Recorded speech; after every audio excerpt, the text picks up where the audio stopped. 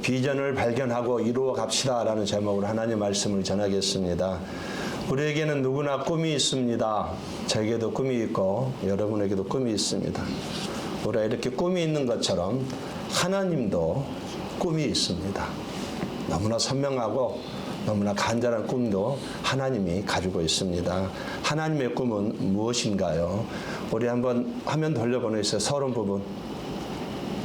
예, 우리 같이 한번 읽어보겠습니다. 이걸 우리가 성경에서 제시한 하나님의 꿈이라고 성경이 밝히고 있습니다. 우리 같이 한번 읽어보겠습니다. 시작.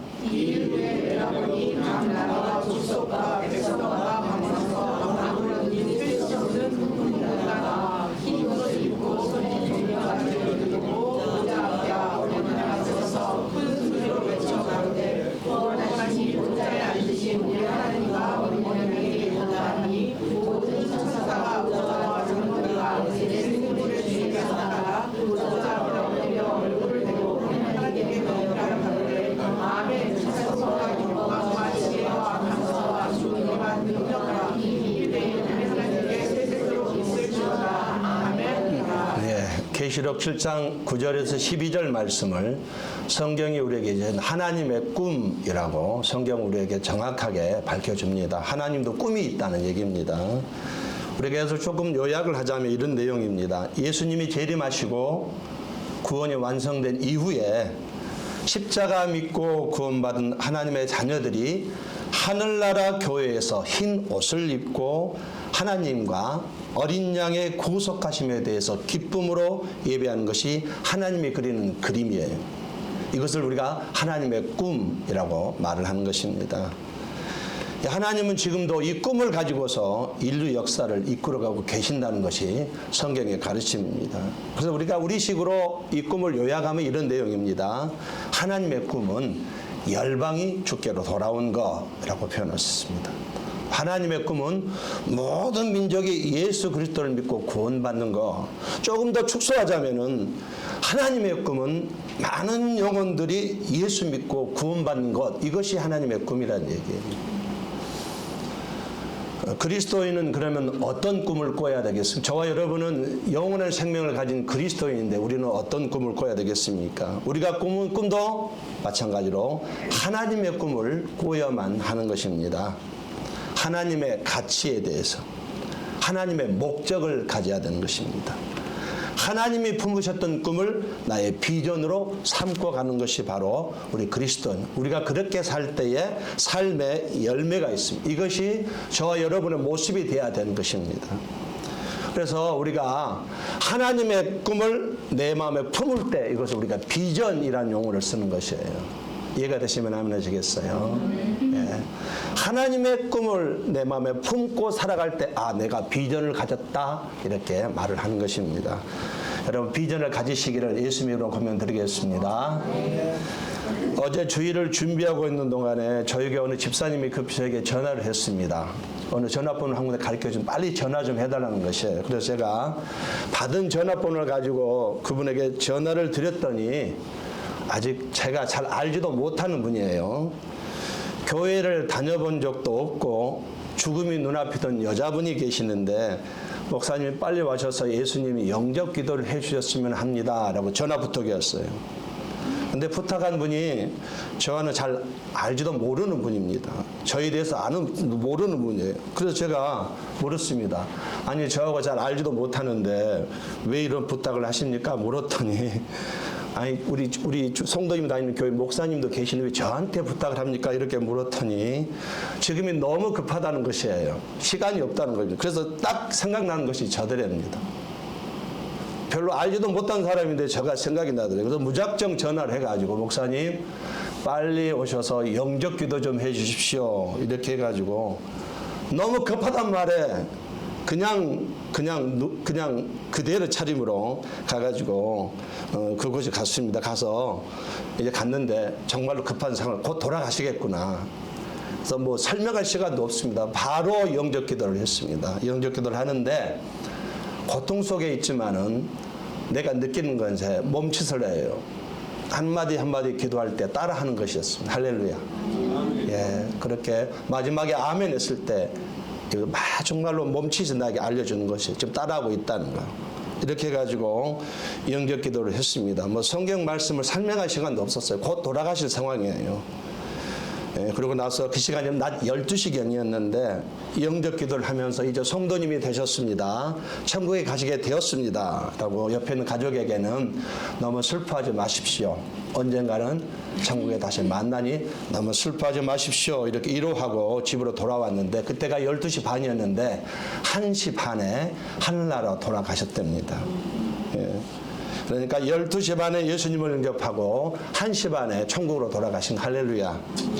예수님 옆에 십자가 못 박힌 강도도 그런 특이한 케이스인데 정말로 극적으로 구원받는 경험입니다. 그래서 제가 집에서 묵상을 했습니다. 아, 하나님이 아직도 나를 사용하고 계시구나. 굉장히 위로를 받았어요. 제가 그분하고 뭐 아는 분이 아닙니다. 대화해 본 적이 없는 분이에요.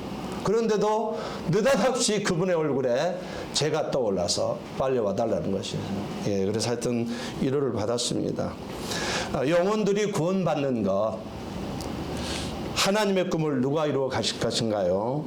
예수님의 제자들인 우리들이 그 일을 해야만 합니다.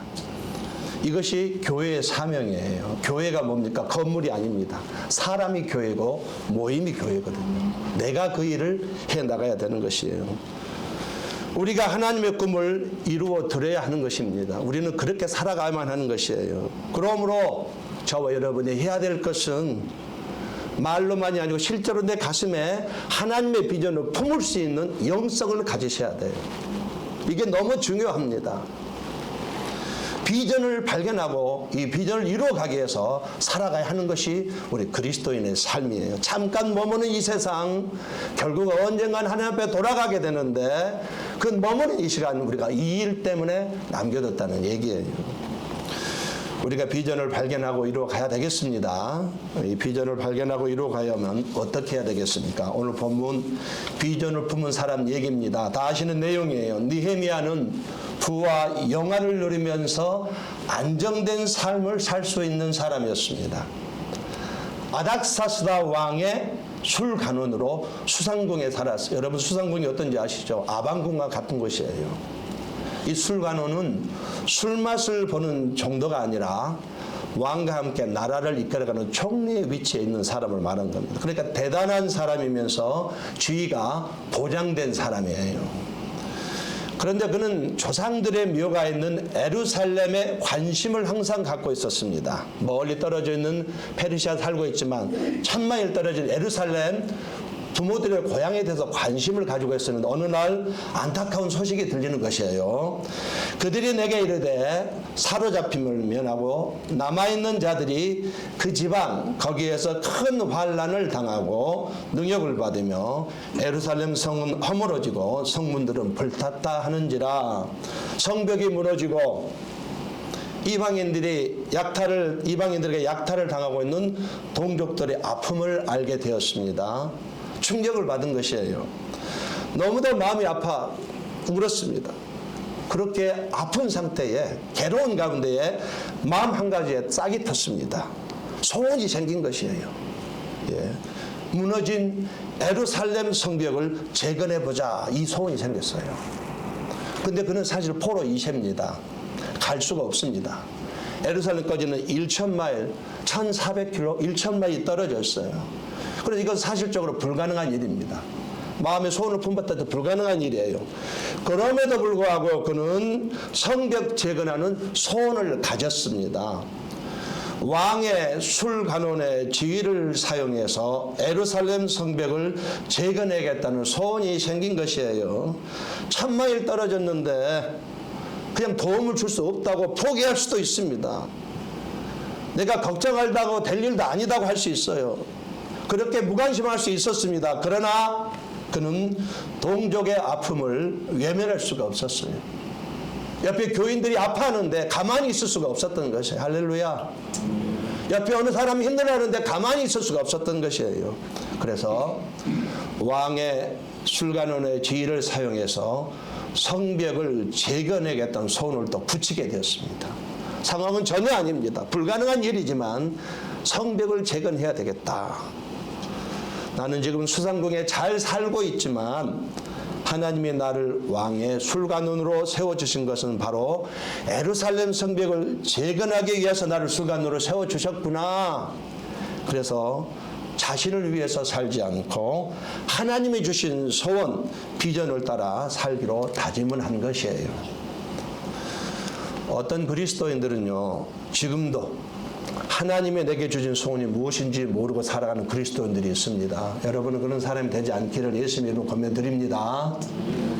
어떤 그리스도 정말로 직분에 상관이 없는 것 같아요. 정말로 신앙에 연륜이 있을지도 비전이 무엇인지도 모르고 살아가는 그리스도들이 상당히 많이 있습니다.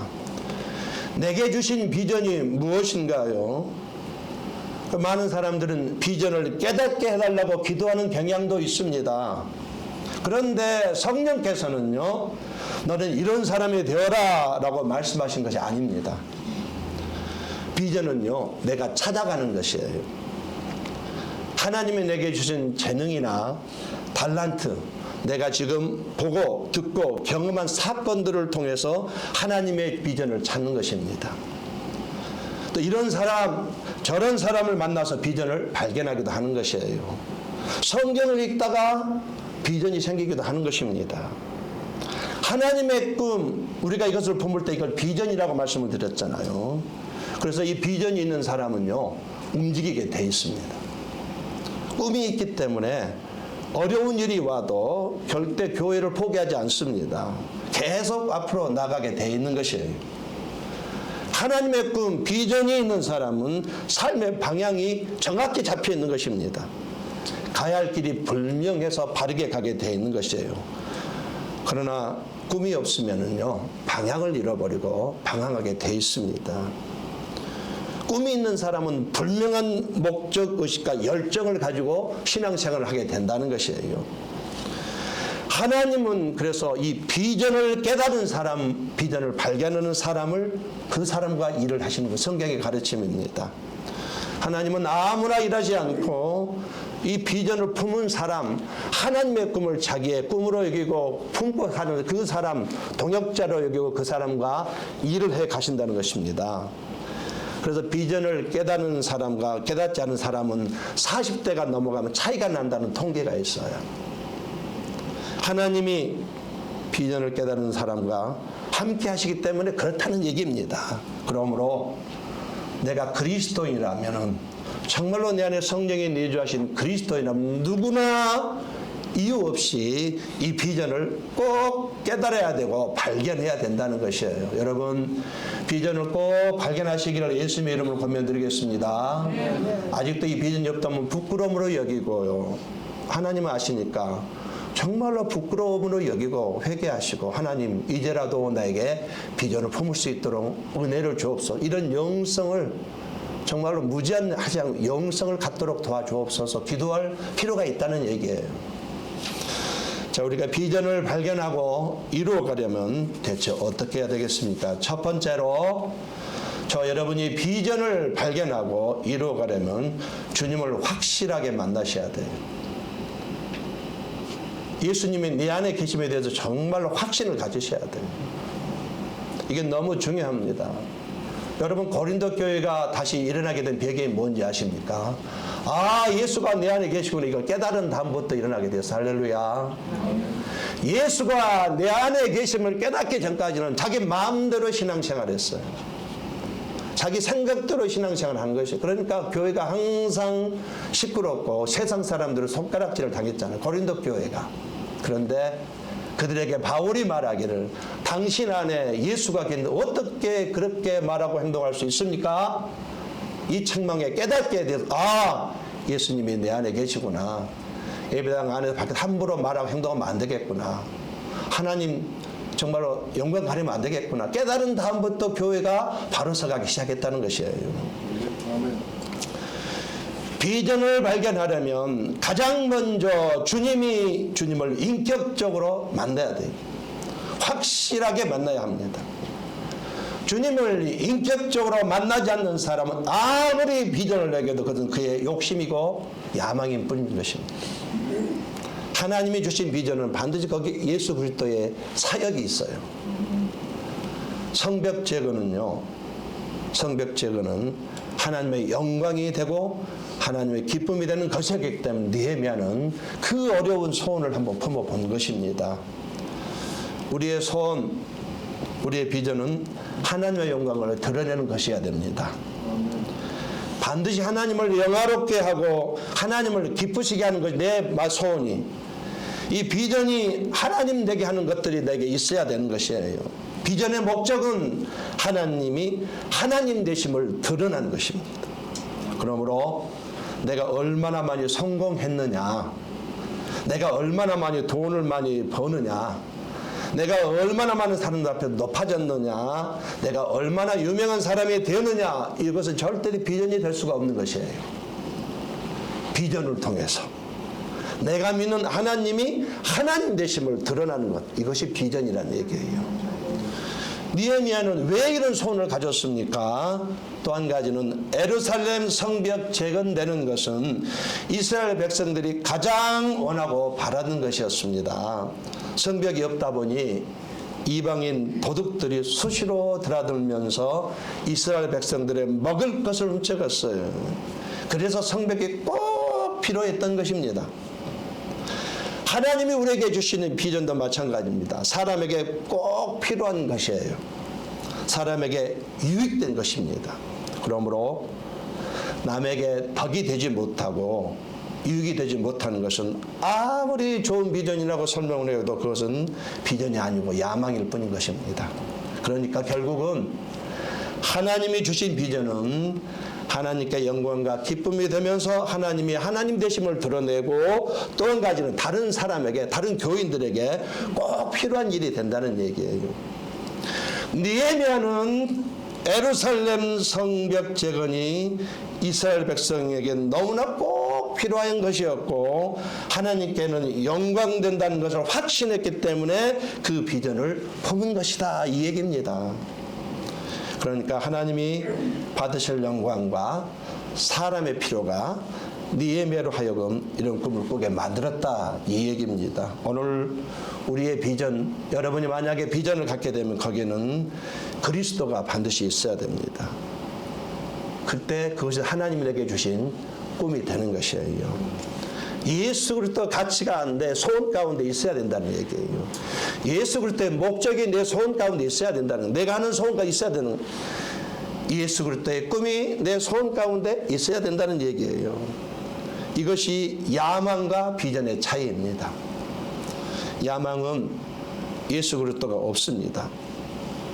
비전은 예수 그리스도가 있는 것입니다. 그러므로 우리가 비전을 발견하려면 해야 될 일이 예수 그리스도를 확실하게 만나야 됩니다. 우리식으로 말하면 예수 그리스도가 내 몸을 성전 삼아서 내 안에 오셨다, 이것을 확신하셔야 돼요. 할렐루야. 바울은 이것 때문에 평생을 버텼습니다. 예수님이 내 안에 계시구나. 아, 보혜사로 오셨구나. 보혜사, 전문용어 보혜사, 돕는 자로 내 안에 오셨구나. 이걸 확신했기 때문에 바울은 어떤 상황에서도 흔들리지 아니하고 복음을 들고 끝까지 순교, 목에 잘리는 그날까지 갈 수 있다는 사실. 여러분도 마찬가지입니다. 내 안에 나를 위해서 죽으시고 부활하신 예수님이 내 안에 성령으로 다시 오셨구나, 도께서 오셨구나, 이것을 확신하게 된다면 여러분은 어떤 상황에서도 흔들리지 아니하고 하나님의 뜻을 이루어가게 되는 것입니다. 그러므로 비전을 발견하시려면 예수가 여러분 안에 계신 것을 확신하시기를 예수님으로 권면드리겠습니다. 두 번째로 비전을 발견하고 이루어가려면 우리 마음의 소원을 먼저 발견하셔야 됩니다. 하나님께서 나를 통해서 뭔가를 이루시고자 원하실 때는요, 먼저 내 마음에 소원을 두고 행하시는 것이에요. 내 마음에 어떤 소원을 반드시 먼저 찔러주게 되어 있습니다. 그렇게 일을 하시는 것이에요. 빌립보서 2장 13절 말씀 우리 한번 같이 한번 읽어보겠습니다.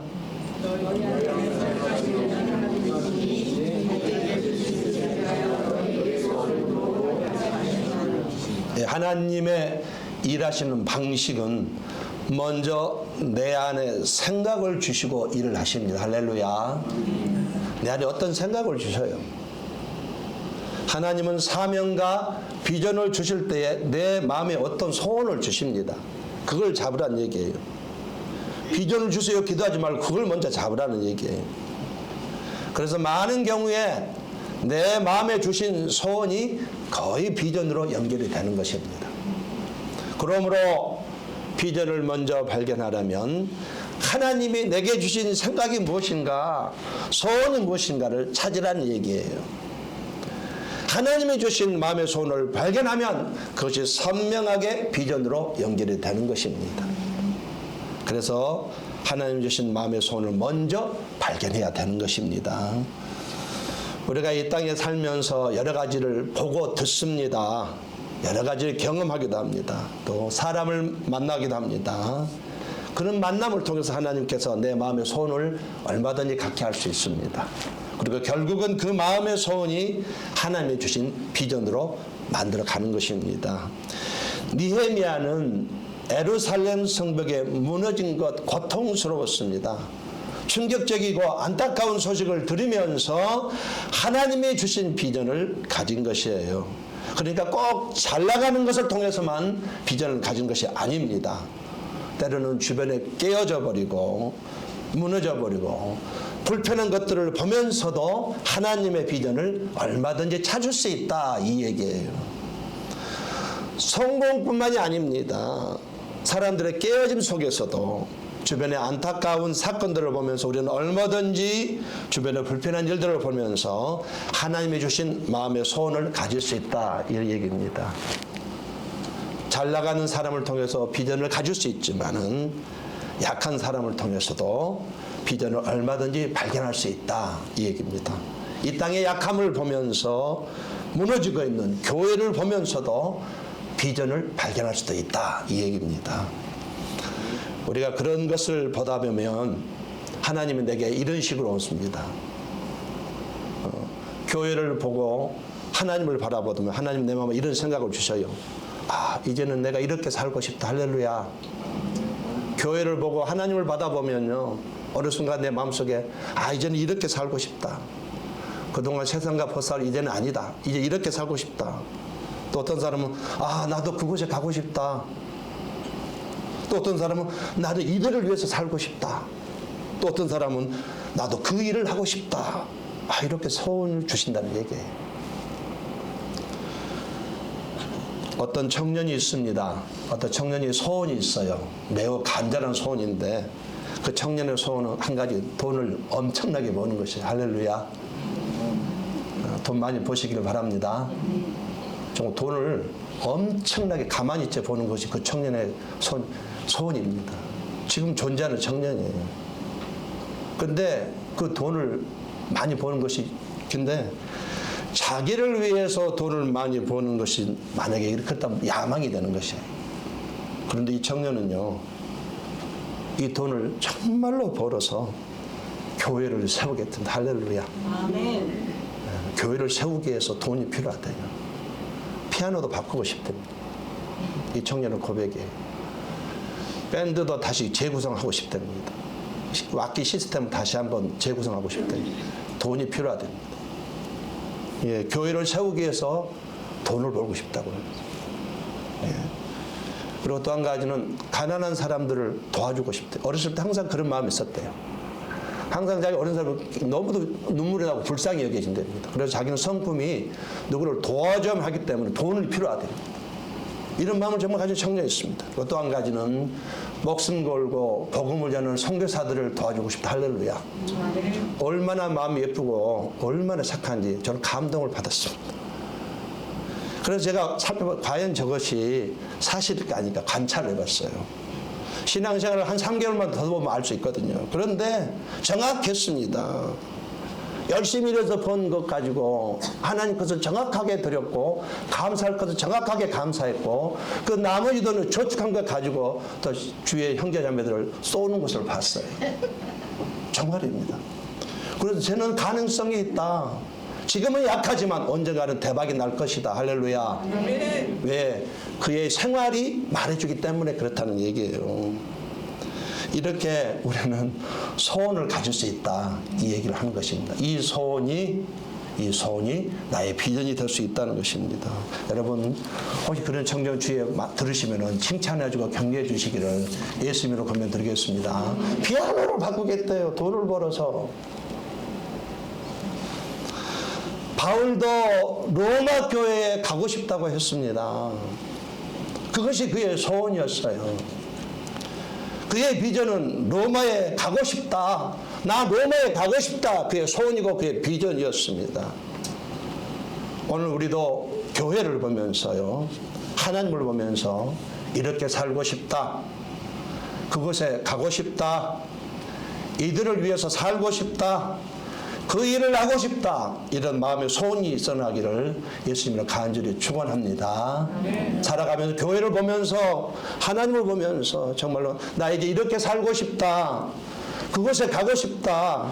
이들을 위해서 살고 싶다. 그 일을 하고 싶다. 이 마음의 소원이 여러분 가운데 한번 일어나 보시기를 예수님으로 간절히 권면드리겠습니다. 자, 이와 같이 첫 번째 비전을 발견하고 이루어가려면 주님을 확실하게 만나야 하셔야 됩니다.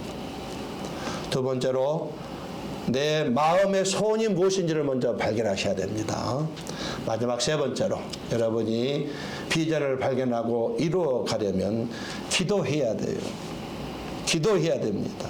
꿈만 꾼다고 되는 것이 아닙니다. 꿈을 이루기 위해서 기도가 필요합니다.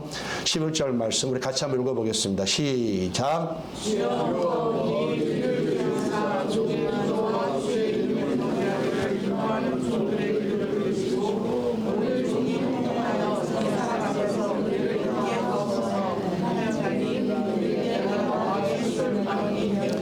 느헤미야가 하나님이 주신 비전을 가졌습니다. 그리고 그는 곧바로 기도를 했어요. 비전을 갖자마자 사람을 찾아가지 않았다는 것을 말하고 싶은 겁니다. 곧바로 사람을 찾아가지 않고 기도했습니다. 하나님께서 아닥사스다 왕의 마음을 변화시켜 주셔서 왕의 마음을 움직여 주셔서 내가 예루살렘으로 돌아가서 성벽 재건할 수 있도록 왕의 마음을 녹여 주옵소서, 움직여 주옵소서, 이렇게 40일 동안 기도를 했던 것이에요. 아시는 대로 아닥사스다 왕은 폭군 중에 폭군입니다. 잔인한 왕이에요. 이것을 받아들일 사람이 전혀 아닙니다. 쉬운 일이 아닙니다. 왕이 매우 싫어하는 지금 주제를 가지고 기도하고 있는 것이에요. 또 나중에 술관은 박탈당하고 얼마든지 죽을 수 있는 상황입니다. 그래서 기도한 것이에요. 왕의 마음을 움직여달라는 것입니다. 하나님께 호소한 것입니다. 어떤 기도는 즉각적인 기도 응답이 있지만 어떤 기도는 40일이 지나야 응답되는 기도도 있고요. 어떤 기도는 4년이 지나야 응답받는 기도도 있습니다. 그러나 중요한 것은 하나님이 주신 꿈을 가진 사람, 비전을 품은 사람은 어려움이 와도 비전이 너무 선명하기 때문에 낙마하지 않고 포기하지 않고 끝까지 기도한다는 사실이에요. 그래서 비전이 너무 중요하다는 얘기입니다. 하나님이 주신 꿈을 가진 사람은 기도의 무릎을 꿇습니다. 왜냐하면 하나님의 도우심이 없이는 꿈이 이루어질 수 없다는 사실을 알기 때문인 것입니다. 모든 일의 시작은 기도가 먼저라는 것입니다. 느헤미야가 그걸 알았습니다. 성벽 재건이 먼저가 아니라 기도가 먼저라는 것을 알았어요. 교회 일이 먼저가 아니라 기도가 먼저라는 것을 알았습니다. 빨리 결혼식 올리는 것이 먼저가 아니라 기도가 먼저라는 것을 알았습니다. 직장에 들어가는 것이 먼저가 아니라 기도가 먼저라는 것을 알았습니다. 전도가 먼저가 아니라 전도 전에 기도가 먼저라는 것을 알았던 것이에요. 모든 것보다 기도가 먼저라는 것입니다. 이렇게 기도함을 통해서 하나님이 주신 비전을 이루어간 것입니다. 말씀의 결론을 맺겠습니다. 하나님의 꿈은 지금도 계속되고 있습니다. 우리가 여기에 참여할 때에 우리 인생은 비로소 방향을 바로 찾게 되는 것입니다. 하나님이 왜 나를 이 땅에 남겨두셨는가 분명히 우리는 정확하게 정립하고 가셔야 돼요. 그저 먹고 마시고 돈 잘 벌다가 지내다 오라는 것이 전혀 아닙니다. 비전 때문에 우리를 이 자리에 남겨두셨다고 성경은 말하고 있습니다. 나에게 물질을 주시는 것도요, 나에게 시간을 주시는 것도, 나에게 건강을 허락하신 것도 이 비전을 이루라고 주셨다는 것이 성경의 가르침입니다. 비전이 있는 사람은 움직이게 되어 있습니다. 꿈이 있기 때문에 교회가 어려움이 와도 이것을 딛고 이런 앞으로 나가게 되어 있습니다. 그러나 비전이 없는 사람은 삶의 방향이 없는 것과 같습니다. 가야 할 길이 분명하지 않기 때문에 되는 대로 사는 것이에요. 비전이 있는 사람은 분명한 목적의식을 가지고 열정을 가지고 살아가게 되어 있는 것입니다. 하나님의 꿈을 품고 가는 사람, 다른 말로 비전을 품고 달려가는 사람에게 하나님은 세상 것들을 채워주신다고 말씀하고 있어요. 비전을 펼치기 위해서 살아가는 사람을 하나님의 세상에서 밀어주신다고 말하고 있습니다. 직접적으로 도와주시면서 유익하게 해주신다고 말하고 있습니다. 교회는 비전을 펼치기 위해서 존재하는 것입니다. 이 마지막 시대에 이 지구촌 얼마나 많은 젊은 선교사들이 순교하고 있습니까? 우리는 미국이라는 거대한 나라에 살다 보니까 전혀 그런 감각이 없는 이 지구촌은 얼마나 많은 젊은 사람들이 복음을 전하면서 순교하고 있는지 모릅니다. 그 수가 1년에 헤아릴 수가 없습니다. 이렇게 많은 젊은 사람들이 선교 현장에서 순교할 수 있는 담대함은 어디서 오는 것입니까? 이 비전을 정확하게 보았기 때문에 그랬어요. 무엇이 인생의 바른 방향인지를 알았기 때문에 그들은 거기에 목숨을 거는 것입니다. 무엇이 잠깐 머무는 인생, 무엇이 결국 열매로 남게 되는지를 정확하게 알았기 때문에 그는 그렇게 가는 것입니다. 비전을 품으시기를 예수님 이름으로 권면드리겠습니다. 한 번만 더 권면드립니다. 교회를 보시면서, 하나님을 보시면서요, 이런 생각이 들 수 있을 것입니다. 그것은 성령께서 주신 소원이에요. 이제 나는 교회를 위해서, 교회를 보면서, 하나님을 보면서 이렇게 한번 살아보고 싶다. 이것은 성령이 주신 소원입니다. 나도 한번 그곳에 한번 가보고 싶다. 성령이 주신 소원입니다. 내가 이들을 위해서 살고 싶다. 내 생각이 아니라 성령이 주신 소원이에요. 내가 이제도 교회를 위해서 정말 사람 보지 않냐고, 환경 보지 않냐고, 이 일을 한번 하면서 끝까지 한번 가보고 싶다. 이것은 내 생각이 아니고 성령이 주신 생각인 것입니다. 이런 마음의 소원이 여러분 안에 일어나시기를 예수님으로 간절히 축원합니다. 기도하겠습니다.